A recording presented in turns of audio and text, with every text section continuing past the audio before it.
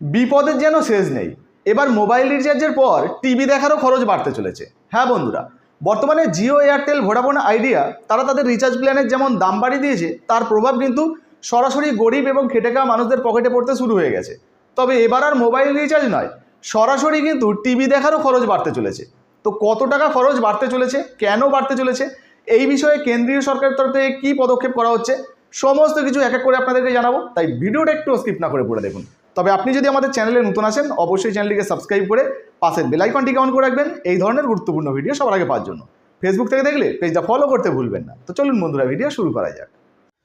তো দেখুন বন্ধুরা, বলা হয়েছে ফোনের পর বাড়ছে টিভির খরচও, শুলে আমজনতা। তো বুঝতেই পাচ্ছেন, ইতিমধ্যে জিও, এয়ারটেল, ভোডাফোন আইডিয়া তারা কিন্তু তাদের রিচার্জের দাম বাড়িয়ে দিয়েছে। এবার মোবাইল রিচার্জের পাশাপাশি টিভির খরচও কিন্তু বেড়ে যেতে পারে। দেখুন, বলা হয়েছে মোবাইল রিচার্জের খরচ যন্ত্রণা এখনও দগদগে, এবার জ্বালা ধরাবে টেলিভিশন। কারণ সাধারণ মানুষের টিভি দেখার খরচ লাফিয়ে বাড়তে চলেছে।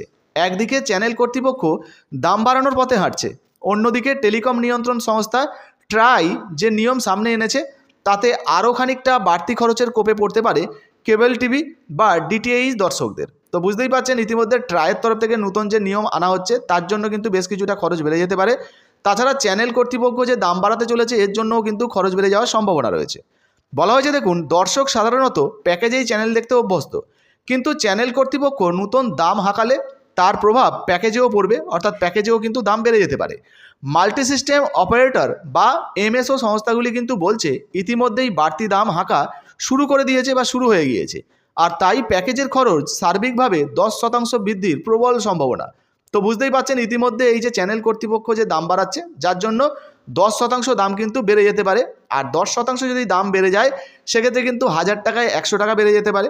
ধরুন আপনি 100 টাকা রিচার্জ করেন, এবার থেকে কিন্তু তাহলে আপনাকে 110 টাকা রিচার্জ করতে হবে।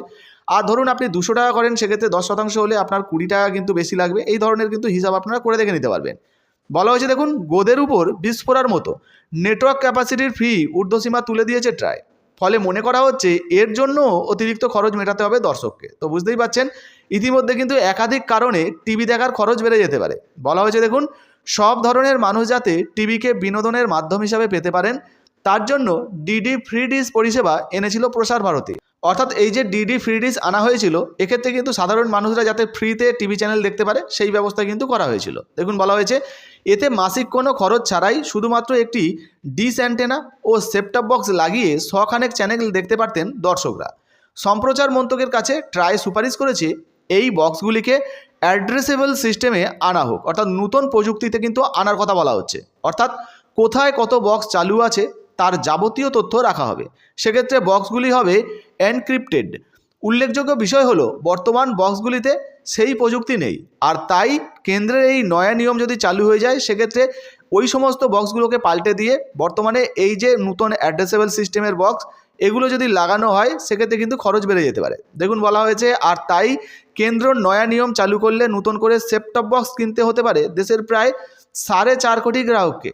ফল আরও একবার অতিরিক্ত খরচ। তো বুঝতে পারছেন, এই যে অ্যাড্রেসেবল সিস্টেমের যে বক্সগুলো চালু হবে, যদি এই ধরনের হয় বা নতুন প্রযুক্তির বক্স আসে, সেক্ষেত্রে পুরনো বক্সগুলিকে বাতিল করে দিয়ে নতুন বক্স কিন্তু আপনাদেরকে কিনতে হবে।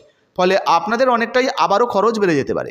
বলা হয়েছে, দেখুন, সিটি কেবিলের অন্যতম কর্তা সুরেশ সেটিয়া বলেন, চ্যানেলগুলির দাম বাড়ালেও আমরা চেষ্টা করছি যতটা সম্ভব কম বোঝা যাতে দর্শকদের ঘাড়ে পড়ে।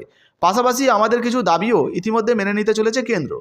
অনেকগুলি পে চ্যানেল দেখানো হয় ডিডি ফ্রি ডিশে, অথচ সেই চ্যানেলগুলি যখন কেবল টিভি বা ডিটিএইচে দেখানো হয়, তার জন্য পয়সা গুনতে হয় দর্শকদের। এই বৈষম্য দূর করার দাবি ছিল আমাদের, তা মেনেও নেওয়া হয়েছে। নয়া নিয়মে যদি দর্শকদের পয়সা গুনতেই হয়, তাহলে সব ক্ষেত্রেই তা প্রযোজ্য হবে। যদি বিনামূল্যের ডিডি ফ্রি ডিশে চ্যানেল দেখানো হয়, তাহলে ডিটিএইচ এবং অন্যান্য যে টিভি দর্শক রয়েছে, তারাও কিন্তু বিনামূল্যেই সেটা দেখতে পাবেন। সুরেশ সেটিয়ার কথায়, ওটিটি প্ল্যাটফর্ম এখন জনপ্রিয়। গোটা ইন্ডাস্ট্রি যদি সরকারের নিয়ম ও শর্ত মেনে চলতে পারে, তাহলে কেন তাদের নিয়মের বাইরে রাখা হবে? তো বুঝতে পারছেন, এক্ষেত্রে কিছু প্রশ্নও কিন্তু করা হয়েছে। পাশাপাশি বলা হয়েছে, দেখুন, এমএসও সংস্থার হ্যাথওয়ের অন্যতম বর্ষীয়মান কেবল অপারেটর অলোক জানা বলেন, কেবল টিভির দর্শক অর্থাৎ সেটটপ বক্সের সংখ্যা আগের থেকে অনেক কমে গিয়েছে। আমরা এমএসও সংস্থাগুলিকে বক্সের সংখ্যা অনুযায়ী টাকা মেটাচ্ছি, অথচ এমএসও এবং চ্যানেল কর্তৃপক্ষের মধ্যে বক্সের হিসেব ডিল হচ্ছে না, মেটানো হচ্ছে থোক টাকা। চ্যানেলের দর নিয়ে চ্যানেল কর্তৃপক্ষ ও এমএসওদের মধ্যে দর কষাকষির মীমাংসা না হলে চ্যানেল বন্ধ হয়ে যাচ্ছে আচমকাই। তিতিবিরক্ত গ্রাহক আবার আমাদের কাছ থেকেই জবাবদিহি চাইছেন, অথচ আমরা নিরুপায়। এর দায় কে নেবে? আমরা জানি টিভি দেখার দুনিয়ায় ডিজিটাইজেশন হয়েছিল দামে স্বচ্ছতা আনতে, এখন সেই দায় একমাত্র কেবল অপারেটরদের। বাকি ইন্ডাস্ট্রি চলছে পুরো নিয়মে, এটা কাম্য নয়। তো এখানে মূলত যেটা বলতে চাওয়া হয়েছে বন্ধুরা, নতুন ধরনের যদি সেটটপ বক্স কেন্দ্রীয় সরকারের তরফ থেকে চালানো হয়, সেক্ষেত্রে কিন্তু সেই ধরনের সেটটপ বক্স কিনতে হলে পুরনো যে সেটটপ বক্স সেগুলো কিন্তু বাতিল হয়ে যাবে। আর পুরনো সেটটপ বক্স বাতিল হয়ে গেলে সেক্ষেত্রে কিন্তু নতুন সেটটপ বক্স আপনাদেরকে কিনতে হতে পারে, তার জন্য কিন্তু খরচ বেড়ে যাওয়ার সম্ভাবনা রয়েছে। শুধু তাই নয়, চ্যানেল যে সমস্ত কর্তৃপক্ষ রয়েছে যারা চ্যানেল চালায়, তারা যদি চ্যানেলের দাম বাড়িয়ে দেয় সেক্ষেত্রেও কিন্তু দর্শকদের অতিরিক্ত খরচ দিতে হবে। আর ইতিমধ্যে সূত্র অনুযায়ী জানা যাচ্ছে 10% পর্যন্ত কিন্তু এই টিভি দেখার খরচ বেড়ে যেতে পারে।